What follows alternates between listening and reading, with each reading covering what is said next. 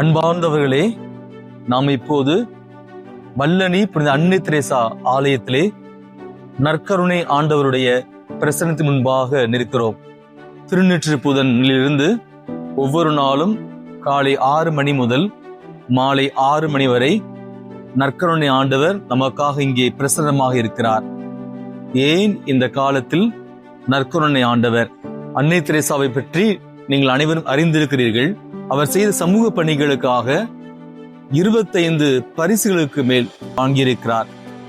பாரத ரத்னா, பத்மஸ்ரீ, எல்லாவற்றையும் விட நோபல் பரிசு என்று. ஏன் அன்னை தெரேசாவுக்கு இவ்வளவு பரிசு? அவருடைய பணிகளை எல்லாரும் அறிவர். ஆனால் அவருடைய பணிகளுக்கு பின்னால் எதை இயக்கியது? இவ்வளவு பெரிய மகத்தான பணிகளை, யாரும் செய்ய முடியாத பணிகளை எது இயக்கியது என்ற ஒரு கேள்விக்குத்தான் நாம் விடை தேட இருக்கின்றோம். அன்னை தெரேசா தன்னுடைய வாழ்நாளிலே ஒவ்வொரு நாளும் 1 மணி நேரம் இந்த நற்கருணை ஆண்டவரிடம் ஜெபித்து விட்டுதான் செல்வார்.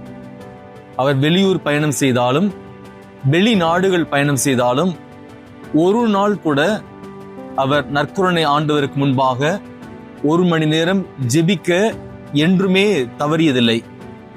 அவரே தன்னுடைய பேட்டியிலே, இந்த நற்கருணை ஆண்டவர் தான் நான் பணி செய்ய எனக்கு வலிமையை தருகிறார் என்று சொல்லுகிறார்.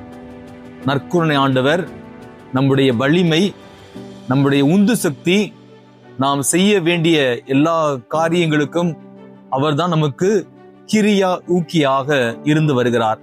நற்கருணை ஆண்டவரை பற்றி அன்னை தெரேசா குறிப்பிடும்போது இப்படி சொல்லுகிறார்: நற்கருணை முன் செலவிடும் 1 மணி புனித நேரம் உங்கள் நாளின் வலிமையான நேரம்.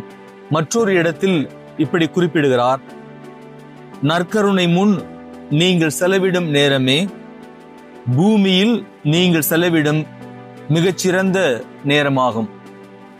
அன்பர்களே, தவ காலத்திலே பல இடங்களிலே நம் ஆலயமாக செல்லுகின்ற ஒரு பழக்கத்தை வைத்திருக்கிறோம்.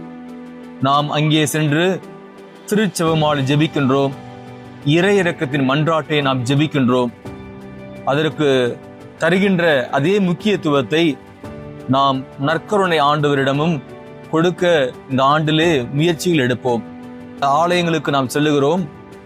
அங்கே சென்றவுடனே நாம் செய்கின்ற முதல் காரியம் செல்ஃபி. ஆலயம் என்பது செல்ஃபி எடுக்கின்ற இடம் அல்ல. ஆலயம் என்பது செல்ஃபை உற்று பார்க்கின்ற இடம்.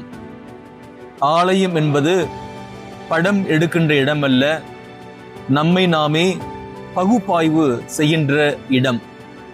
நற்கருணை ஆண்டவருக்கு முன்பாக அமர்ந்து தனியாக நான் யார், நான் செல்லும் திசை என்ன, என்னுடைய வழிகள் சரியாக இருக்கின்றனவா, ஆண்டவர் எனக்கு கொடுத்த திறமைகளை, தாளந்துகளை நான் ஒழுங்காக பயன்படுத்துகிறேனா என்று இந்த தவக்காலத்திலே நம்மை நாமே சுய ஆய்வு செய்து பார்ப்போம்.